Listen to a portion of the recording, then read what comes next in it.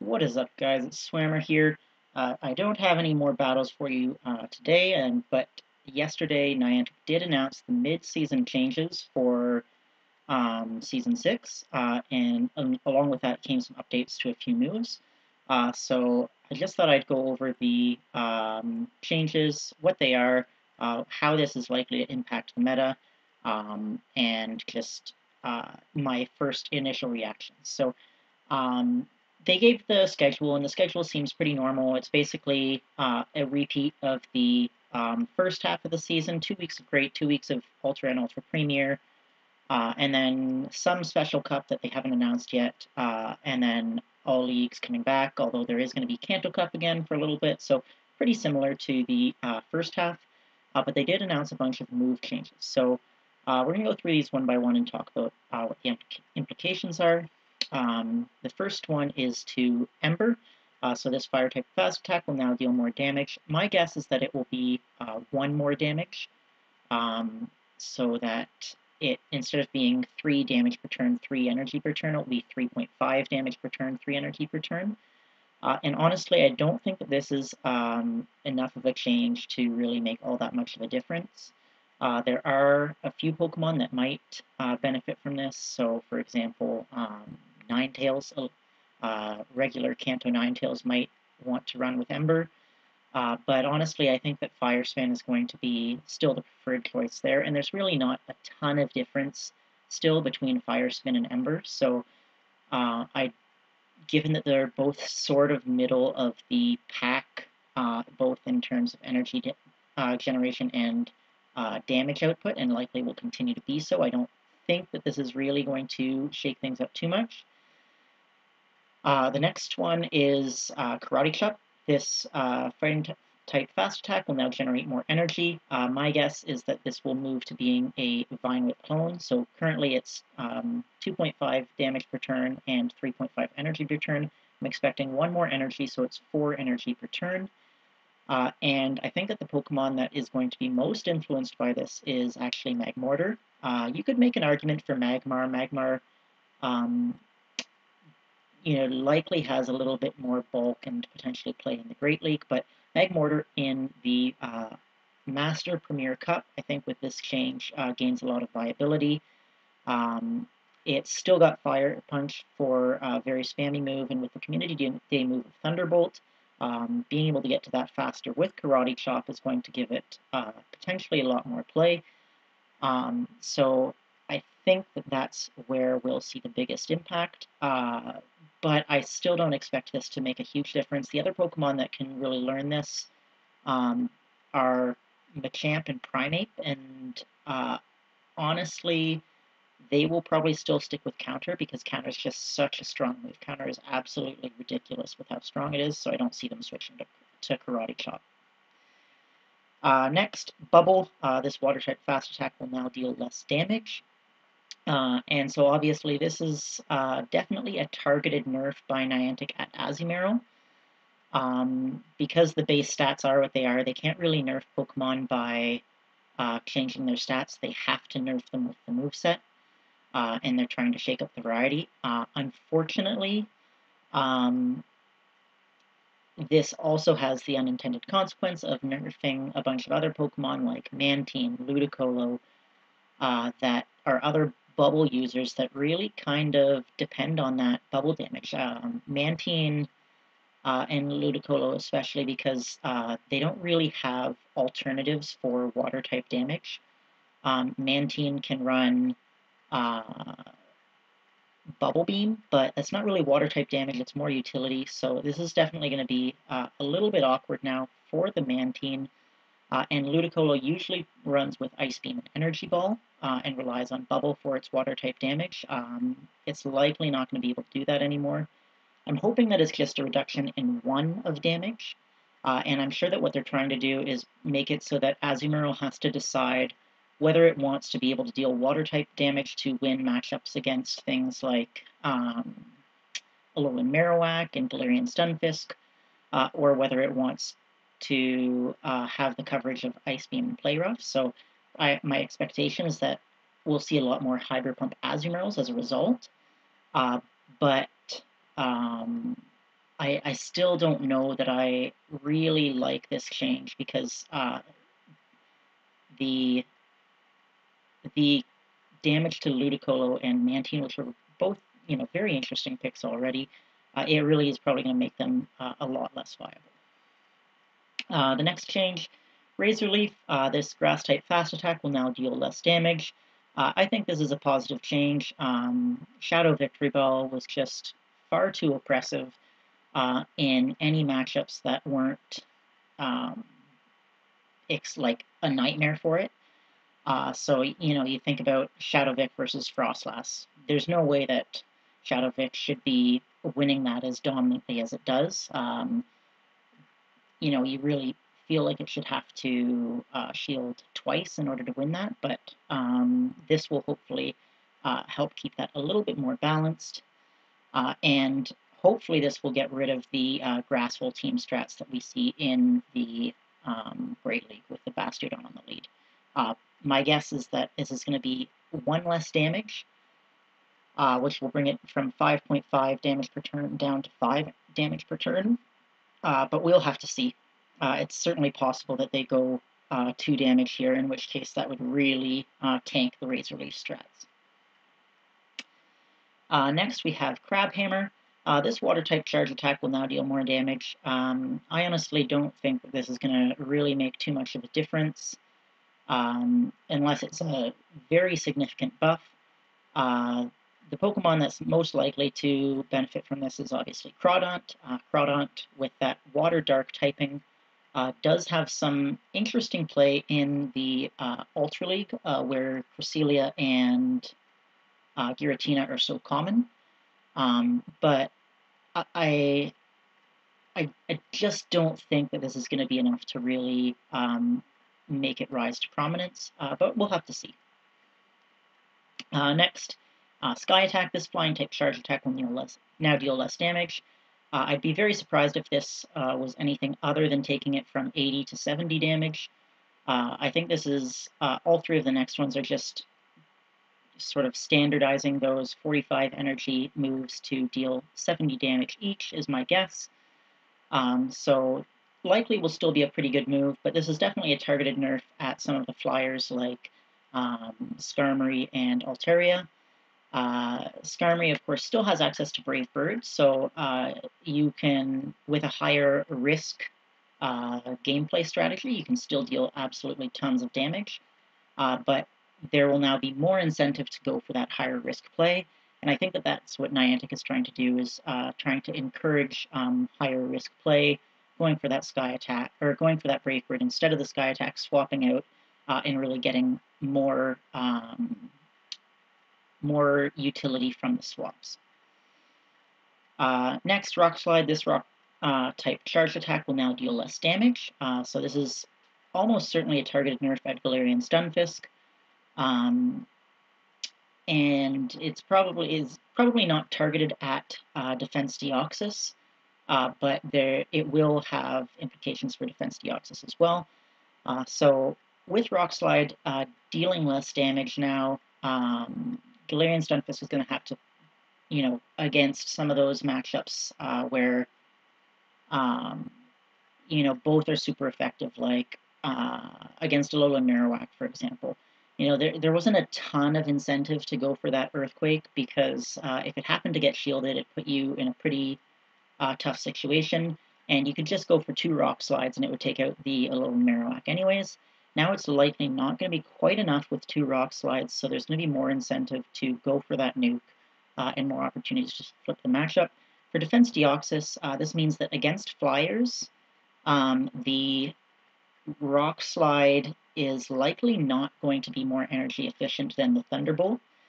So running Thunderbolt with Psycho Boost will probably switch to be the preferred moveset, because, and a lot of people already think that is the preferred moveset, but now that the DPE is going to be potentially more favorable on Thunderbolt anyways, I expect that to just be far more common. However, I don't think that this really changes Defense Deoxys' viability. It does make some of the matchups against things like Tropius and Altaria, where 2 Rock Slides KO'd fairly comfortably. A little bit more awkward because now it will likely be 2 and a bit, but again, I don't think it's going to be that Deoxys is going to be running Rock Slide anymore after this change. And then the last change to attacks is to Shadowbone. This Ghost-type charge attack will now deal less damage. This one is kind of a shame, to be honest. I don't think that Alolan Marowak is at all unbalanced right now, and because this is a Raid Day exclusive move, historically those have been considerably stronger. You just look at your Blast Burns, your Frenzy Plants, Hydro Cannon. Shadowbone certainly isn't as powerful as any of those, so I think this is kind of a shame to nerf Alolan Marowak, but I'm guessing that what they're doing is with nerfs coming to Azumarill, to Skarmory, to Galarian Stunfisk, to Defense Deoxys, they probably looked at that and said, well, hey, those are a lot of the biggest checks to an Alolan Marowak, and they're not necessarily all big checks. I mean, Defense Deoxys has a bad matchup, but 2 Rock Slides is enough to KO. If 2 Rock Slides isn't going to be enough to KO anymore, then Alolan Marowak, and I mean same with Galarian Stunfisk, all of those would give Alolan Marowak a lot more play then against those Pokemon. So I think that they're just anticipating the rise of Alolan Marowak as a result of the other nerfs and trying to get ahead of it by nerfing Shadowbone. Likely this will mean that we see more people going with Shadow Ball as the preferred move. I think it will still depend on whether you're using Hex or Fire Spin as to what the preferred moveset is, but I do think that that is what they're trying to do, is anticipate Alolan Marowak getting stronger with all of these other changes and get in front of that. So that's it for the updates to attacks. Next, we got to look at the new moves for certain Pokemon. So first is Fire-type and Ice-type Weather Ball. These are going to Kanto, Ninetales, and Alolan Ninetales, respectively. This is great because it means that my Vulpix that I've been saving, scared that there might be a community day for Weather Ball, can now just get evolved. And Weather Ball is a great move. It's a Body Slam clone, so for Ninetales, this really gives it some Fire-type charge move pressure that it can get to very quickly with Fire Spin. So it's going to be 4 Fire Spins and then 3 for the first and second Weather Balls. And that's potentially a lot of damage. It can have Psyshock as a coverage move, Solar Beam as a coverage move. So this is really going to help out Ninetales, which is already a fairly bulky Pokemon. For Alolan Ninetales, it's potentially even more interesting. Of course, Alolan Ninetales has access to both Powder Snow and Charm as fast types attack, or fast moves. With Powder Snow and Weather Ball, you'd be super spammy, getting to those charge moves as fast as Abomasnow gets to Weather Balls, of course. You'd have that same move, so that'd be really strong. The Fairy typing does mean that it takes neutral damage from fighting type moves, so that would be a nice niche for an Ice type. And of course, then there is the opportunity for you to run Charm with Weather Ball. And because Weather Ball is only 35 energy, even with Charm, you still get to it reasonably quickly. It's the same pace as, Victory Bell getting to Leaf Blade with Razorleaf, or Tropius getting to Leaf Blade with Razorleaf. So that will definitely be an option. Personally, I think that the combination of Powder Snow and Weather Ball is just really, really strong. So I think that Powder Snow will be the better choice on Alolan Ninetales, but I think it'll definitely depend on the league and how you want, and the role that you're wanting it to play on your team. So I'm very excited for this because I do like Ninetales, and this really increases its viability. So that should be very interesting to see. Water-type Weather Ball will now also be available to Polytode. This is, I mean, it's a nice addition. I don't think it will shake things up too much. I think that it will be the preferred move over Surf on Polytode. Right now it would typically run Surf and Earthquake, with Earthquake being Legacy. Weather Ball does 5 less damage than Surf, but costs 5 less energy, so it is 4 Mudshots to every Weather Ball instead of 5, 4, 5, 4. So I do think that that will change the preferred moveset, but I don't think it will really, push Polytode into an elite tier or anything like that. Polytode is already pretty decent, and it will likely get a little bit better, but this isn't really going to flip too many matchups, I don't think. Ice Punch, this powerful ice-type attack, will now be available to Primeape. Honestly, I don't think this makes a huge difference. I think that the Night Slash and Close Combat or Cross Chop are still probably going to be preferred. Night Slash, it's a matter of picking your coverage. Ice Punch gives you coverage against flyers, whereas Night Slash gives you coverage against psychics. And given that Skarmory is such a common flyer, I think that the coverage against psychics is going to be preferred because Ice Punch only hits Skarmory for neutral. So not expecting that to be a huge difference. Ice Beam and Shadow Ball have now been added to Claydol's moveset. This is potentially really interesting. Actually, I'm trying to think of what Claydol has as a fast-type move, and I can't, so let me just look that up. Ice Beam and Shadow Ball are definitely going to offer some nice coverage, particularly the Shadow Ball gives it the opportunity to hit other Psychic types or opposing Ghost types for quite a lot of damage. If I'm looking at the moves, it has Extra Sensory, Mud Slap, and Confusion.